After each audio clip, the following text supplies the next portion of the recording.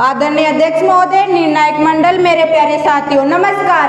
आज की वाद विवाद प्रतियोगिता का विषय है सदन की राय में आर्थिक आरक्षण से सभी का उत्थान संभव है। मैं विषय के पक्ष में अपने तर्क प्रस्तुत करते हुए ये सिद्ध कर दूंगी कि आर्थिक आरक्षण से ही सभी का उत्थान संभव है। मान्यवर, आरक्षण दलित और शोषित समाज को ऊपर उठाने के लिए लाया गया था, परंतु आज ये एक राजनीतिक मजबूरी बन गया है, जहाँ सभी वर्गों को सम्मान लाने के लिए उठाए गए इस कदम ने सामान्य वर्ग के लोगों को निम्न स्तर पर ला खड़ा किया है। मान्यवर, अगर आज हम भारतीय समाज की आर्थिक स्थिति का आकलन करें तो हम देखेंगे गरीबी हर वर्ग में झलक रही है। लोग अपनी आधारभूत आवश्यकताओं की पूर्ति करने में भी दुर्बल हो रहे हैं। मान्यवर, भारत का केवल दलित, पिछड़ी जातियां, अनुसूचित जातियां, जनजातियां ही गरीबी की मात नहीं झेल रही, बल्कि सामान्य वर्ग के लोग भी अर्थ के अभाव में मर जी रहे हैं। क्या उनकी ओर ध्यान गया है किसी का?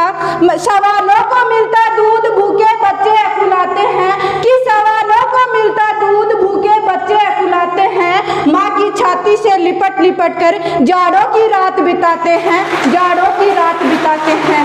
मान्यवर, यही परिदृश्य आज सभी के समक्ष हो गया है। अमीरी और गरीबी की इस खाई में संपन्नता और विपन्नता हर वर्ग और तबके में देखी जा सकती है। फिर आरक्षण का आधार जाति है क्यों? डॉक्टर भीमराव अंबेडकर ने जब आजादी के बाद संविधान का निर्माण किया तो उन्होंने आरक्षण केवल पिछड़ी जातियों के लिए बताया और इस बात पर जोर दिया कि 10 साल बाद इसे समाप्त कर दिया जाए। किसी भी सूरत में आरक्षण की प्रणाली को आगे ना बढ़ाया जाए, परंतु ये देश के लालची नेता अपनी वोट बैंक भरने का माध्यम इस आरक्षण को बना रहे हैं और देश को बर्बाद किए जा रहे हैं। मान्यवर, आज आवश्यकता है संविधान में कुछ आमूलचूल परिवर्तन करने की, क्योंकि आज आवश्यकता है संविधान में कुछ आमूलचूल परिवर्तन करने की, क्योंकि एक युग के बाद देश काल की वातावरण परिस्थितियां भिन्न भिन्न हो जाती हैं। सभी को एक ही डंडे से नहीं आंका जा सकता है।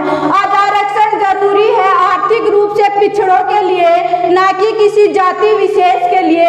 आज आरक्षण जरूरी है शिक्षा के लिए, आज आरक्षण जरूरी है नौकरी के लिए, आज आरक्षण जरूरी है देश की आर्थिक व्यवस्था को सुधारने के लिए, ना कि जातिगत भेदभाव को बढ़ाने के लिए। मैं अपने विपक्षी वक्ताओं से कहना चाहूंगी कि जब मेरा देश चल रहा था आरक्षण की आग में, मंडल आयोग के आहाकार में, कि जब मेरा देश चल रहा था आरक्षण की आग में, मंडल आयोग के आहाकार में, तब ये राजनीतिक नेता तमाशाबीन होकर अपने राजनीतिक स्वार्थ की पूर्ति करते हुए अपना उल्लू सीधा कर रहे थे। मान्यवर, मैं पूछती हूँ कि किस किस का निवाला छीनोगे, किस किस की तबाही देखोगे?